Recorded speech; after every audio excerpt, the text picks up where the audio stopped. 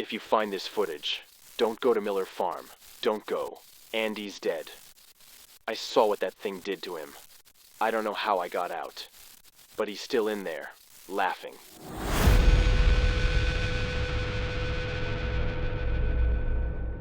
Andy and we were the kind of guys who'd film a garbage bag moving in the wind and call it paranormal activity.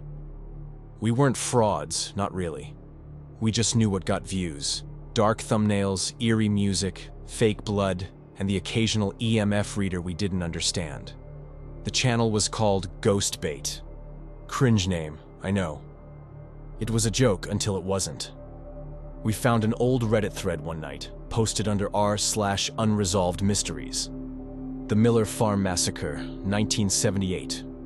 Buried under conspiracy garbage and ghost stories, it told the tale of a reclusive farmer, Jacob Miller, who supposedly went insane after his family died in a fire. According to the thread, he lured drifters, runaways, and even a few travelers into his home under the guise of shelter. And they never came back out.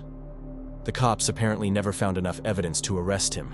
Just rumors, screams in the night, and eventually silence. The place was abandoned in the early 80s. Of course, Andy grinned like a kid in a candy store when I read that to him. Dude, that's it. Our viral video. Miller Farm. I should have said no, but I didn't. We drove 4 hours into nowhere. Cameras fully charged, gear packed. GoPros, shotgun mics, thermal cams, overkill really. The dirt road was so overgrown we nearly missed the turn.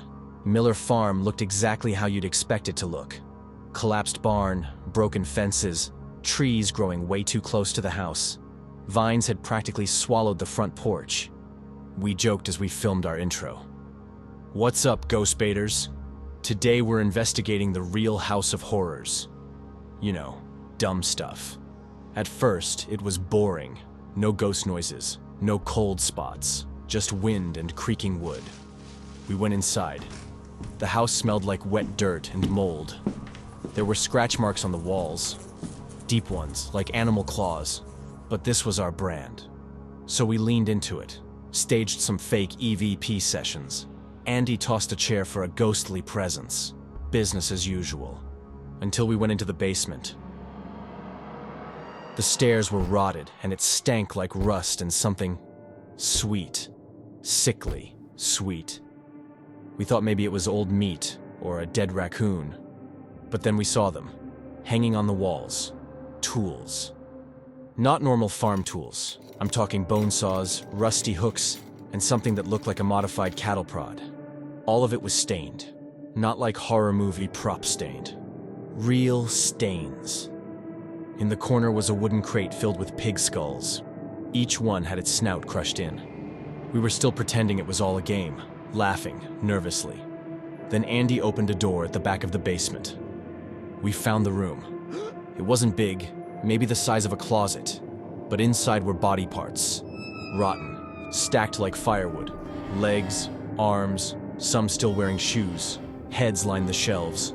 Some were fresh. Andy dropped the camera. We both ran. As we bolted back up the stairs, Andy screamed. There was a loud snap and a crack. He dropped to the floor, yelling that something was in his leg. A bear trap. Half hidden in the floorboards. His leg was mangled. Blood poured out like a faucet. I rushed to him, tried to pry the trap open, and then we heard it. Laughter. Not from a speaker, not some creepy sound effect. A real wet, gurgling laugh from upstairs. Then came the noise of tools clanking, chains rattling, boots dragging. I looked up. Andy screamed again, but not at the trap. He was being pulled, yanked by something I couldn't see. He disappeared into the shadows, screaming my name. And then, silence.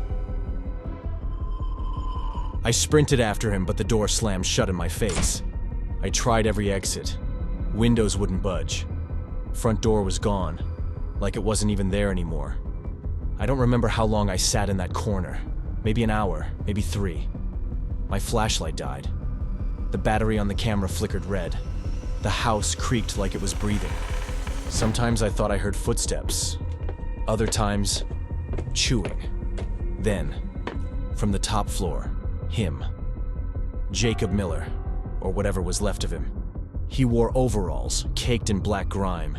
His face was wrong, like it had melted and healed badly. One eye was missing, the other bulged, milky white.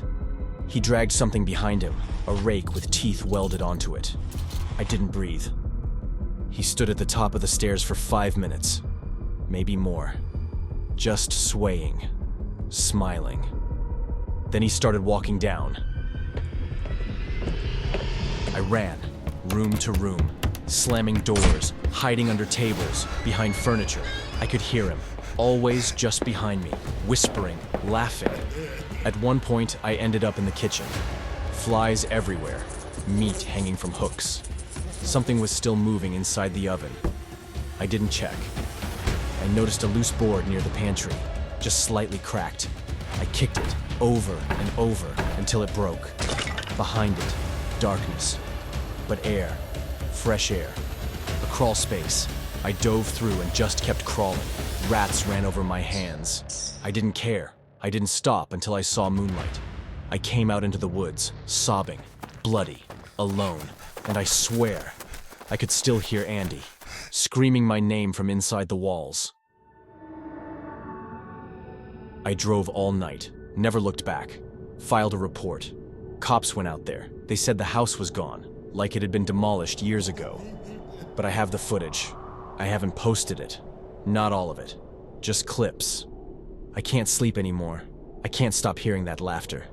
I see Andy in my dreams, his mouth sewn shut, reaching for me. So yeah, if you're watching this, don't go looking for Miller Farm. Don't play Ghost Hunter. Don't follow the screams, because once you hear him laughing, it's already too late.